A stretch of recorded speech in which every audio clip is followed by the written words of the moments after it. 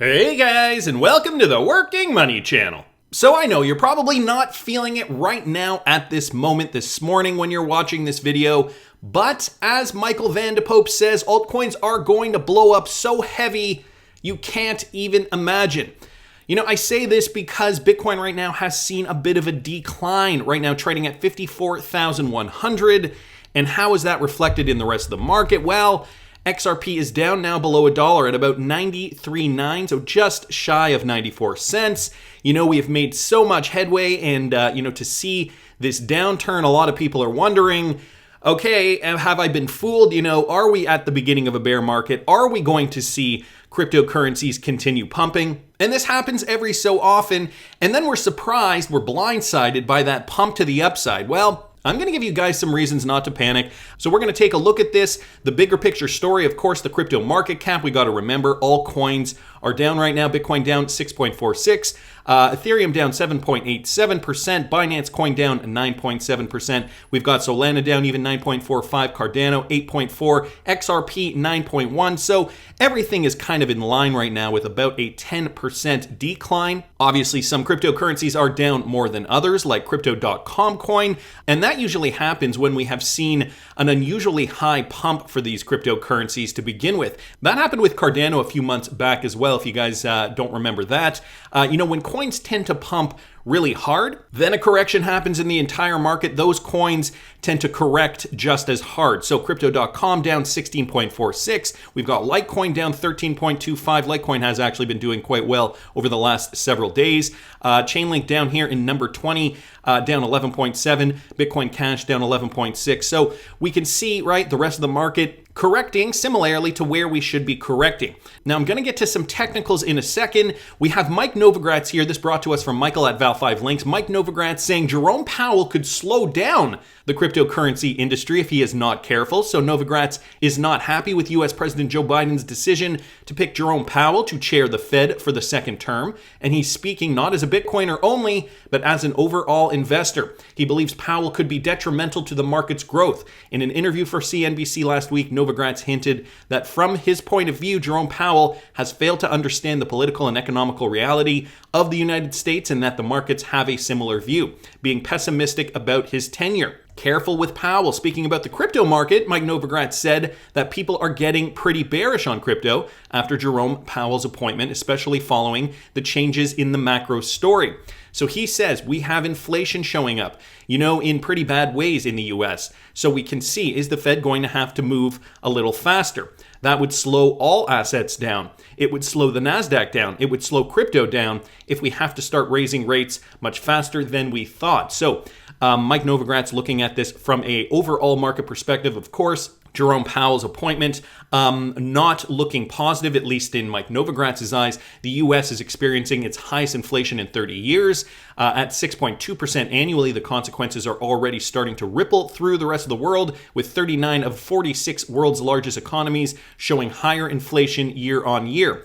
Mike Novogratz argues that now that Powell has the confidence of a new mandate, he can be more aggressive with his policies without needing to measure his actions so as not to put his job at risk. And Jerome Powell's thinking so far seems to favor an expansionary monetary policy. So Mike Novogratz bringing up some interesting points here with regards to Jerome Powell's second term in office. He says people are getting pretty bearish on the market. And so could this piece of news have had to do with what we are seeing now with the market downturn, right? Everything correcting about 10%. Again, guys, 10%, let's put things into perspective here.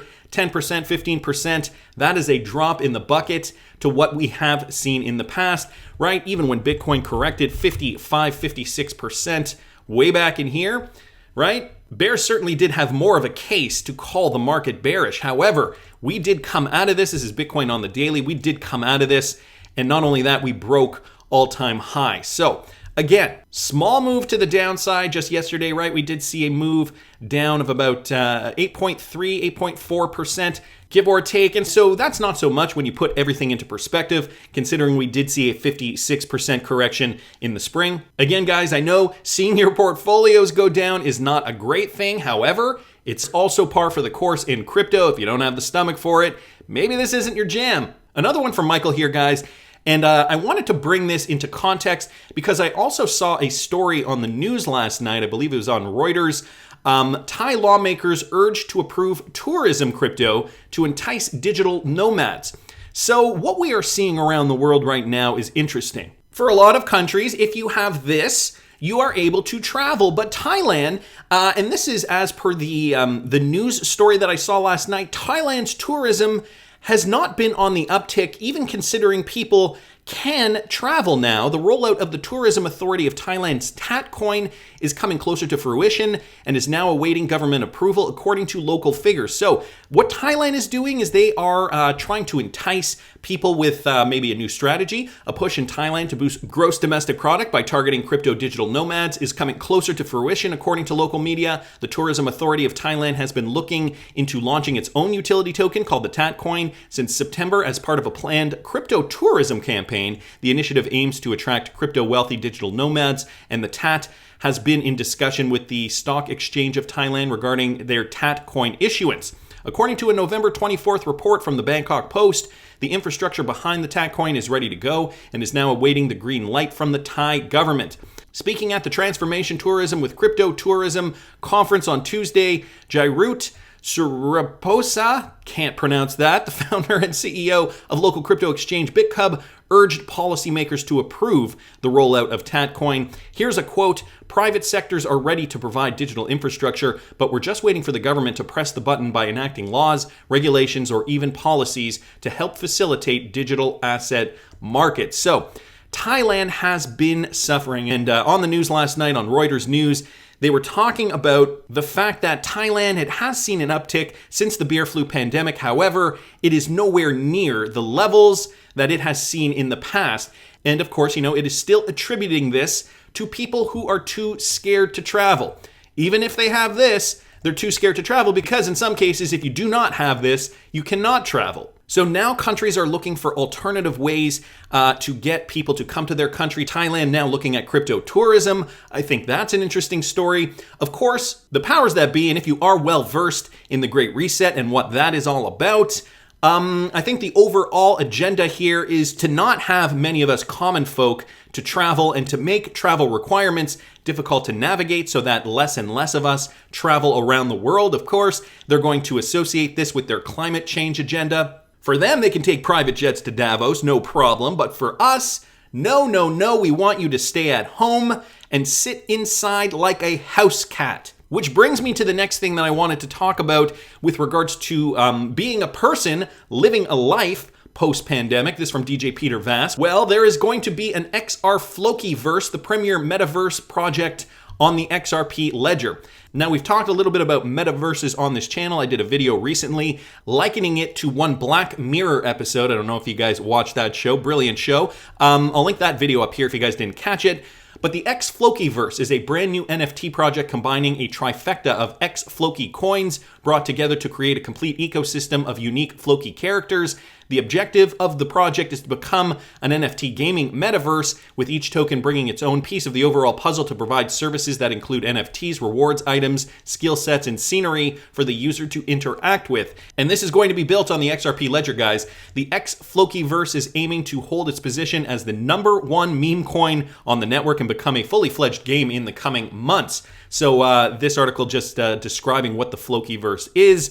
But I think to the main point here, people have already decided to live their lives online. We were all kind of forced to during the pandemic. But now that things have opened, even people with this are too scared to travel. And so this is why we are seeing, stories like this coming out of Thailand and why they are trying new techniques to get people to come and visit the country. So living your lives online, it is not something that I want to do. I'm a very social person, as I'm sure many of you guys can imagine. I like to go out. I like to meet people every now and then, go out for a drink, have a great conversation, see friends that I haven't seen in a long time.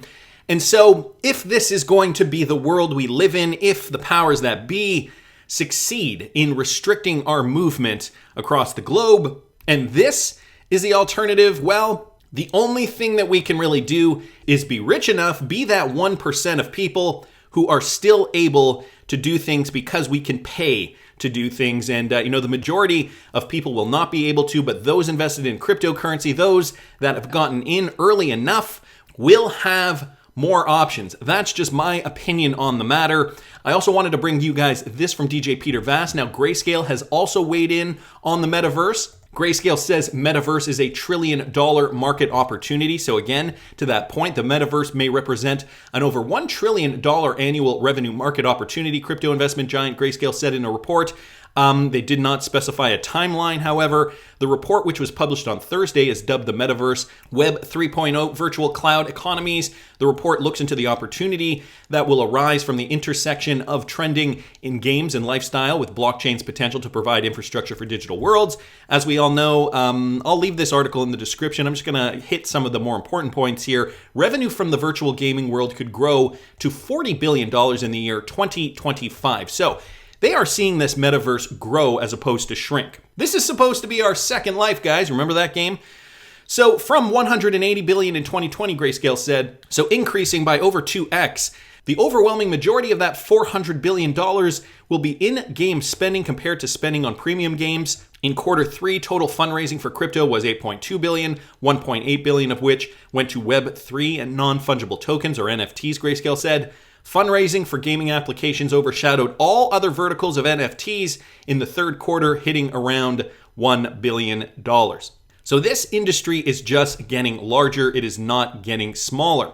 It's good. It's a double-edged, bittersweet story here because, the NFTs and the metaverse, there are projects that are being built on the XRPL, which would indeed give XRP more utility, more function, therefore more demand, and at that point should command a higher price. However, do we really want to live this way? Do we want to live our life in a metaverse? Some things that maybe we should be thinking about and standing up for in your respective country. Okay, but we've got to talk about XRP. We've got to talk about price because is now the time to cash out? Guys, I still do not think it is. Let's bring up Bitcoin here. So I've got Bitcoin, as I had mentioned, Bitcoin trading in and around $53,000. And so do we worry at this point in time? Well, Bitcoin did go down a lot. However, it is now hovering around the 0.702. Okay, so in and around the 0.702, it has hit this level here. We have not seen it drop. And this is one of the first things that I want you guys to pay attention to. It's holding the 0.702. And even if Bitcoin does go past the 0.702 and it does end up there, okay, that would be roughly $53,000. That would hit this old level of resistance. I still would not be too worried because we would still be making higher lows at that point, right? Higher lows. Okay, so even if we came down there, even if we did come down to the 0.618, so even if we did come here, let's say, that is still higher lows. And I mean, technically, if we came down to the 0.5, even if we came down here, that is still higher lows than these lows on the daily chart trending upward. I mean, I do not want it to go down here. I do not even want it to go down here. I want the trend to keep going up. However, this is how markets roll. And by extension, this is what is creating uncertainty for XRP holders. I know it has gone under $1 per coin, but guys, these are just numbers. Let's not let that distract us. Again, the entire crypto market has seen a bit of a correction as of late. So what are the TA guys saying? Rob Art here saying XRP, now we have to hold 86 cents and we're Gucci, baby. So bringing XRP back up on the screen, I've got XRP on the daily, 86 cents would be in and around here. I see exactly what Rob Art is saying here. Old levels of support need to hold in order for XRP to rebound back to the upside. 85, 86 cents was also this old level of resistance that we saw back in April of 2018. That definitely does hold some significance. So 85, 86 cents. I don't know if you guys remember when we were in and around here in the spring. That 85, 86 cent mark was very crucial. It was a critical level to hold. And so now we're back there, having to hold these levels before we see blast off. There's also Bitcoin dominance that I want to talk about. So Bitcoin dominance still kind of chopping sideways. If we look back from May, we saw Bitcoin move up and down and up and down finding support in and around here, right? In and around 39%. Well, it did go back up again. Now we're seeing it trend back down, guys. And Bitcoin being right here in and around 42.8%. To me, that does not signify that an altcoin rally is yet to come, at least not yet. I think we do need to see it really break this level of support right here, break 40% with conviction before we really do experience something phenomenal for altcoins. Again, guys, in the last bull run of 2017, we did see Bitcoin dominance go all the way down to 35%. That is when the rest of the crypto market did collapse. So we are nowhere near that level. We are still kind of just chopping sideways here. Another reason why I do not think that the end is near, not yet. I do think Bitcoin does have a ways up to go still. I do know that this bull run is going to take longer than other bull runs, and so far we are seeing that. My opinion, this is going to go later into quarter 4 of 2021, into quarter 1 of 2022. Also, some interesting news that I wanted to bring to your attention with regards to Ripple's co-founder, Jeb McCaleb. Now, I know I've heard murmurings of this. This one brought to us by Martin Volk. He has not sold any of his XRP. And if you guys go to this resource here, you can see it's Jed's XRP balance. He has about 700 million XRP remaining. However, he has not actually sold into the ecosystem since about late August. Now, this is also interesting. We have to pay attention to this with regards to XRP. Because since late August, what have we seen? Well, we did see that last push up for XRP. Late August would bring us in and around here, okay? And then September started in and around here. And from there, what did we see? We were just chopping sideways. So maybe there is a strategy here. Maybe it is a strategic play. What I think it is this. And I've talked about this on the channel before. Low volume. Jed's sales are always based on the volume of XRP trading. So the lower the volume, the less he can trade. And the higher the volume, obviously, the more he can trade. And with high volume, I think Jed is thinking to himself, well, how has price gone in the past? What are we going to see next? I think he realizes that, we are in a crypto bull run and that he should probably wait. The XRP trend is moving to the upside. That Nike swoosh pattern is holding. We are seeing higher lows by and large. I think what he is realizing is that we are going to get above this inter-year high of $1.96. We are going to at least match the old all-time high for XRP at $3.30 some odd cents. So I definitely think that this also plays a large part of this. So I will leave this resource in the description for you guys if you're interested. Wanted to thank Martin Volk just for bringing that to our attention. Again, the numbers here are Jed's release, and as you guys can see, those orange bars did stop on August 30th. The balance for Jed's XRP is noted down here, so you guys can see since the beginning he has just been selling off XRP, selling. There was a short period here where he stopped as well, and now we are seeing a prolonged period where Jed has stopped selling his XRP. So many things to be paying attention to with regards to that. And I mean, there's also this. David Schwartz did post this. Look what my wife gave my granddaughter to color. He posted this a couple of days ago on his Twitter. And if you guys look at this, it says, live, laugh, love, and drink wine. Kind of a funny thing to give to a child to color in.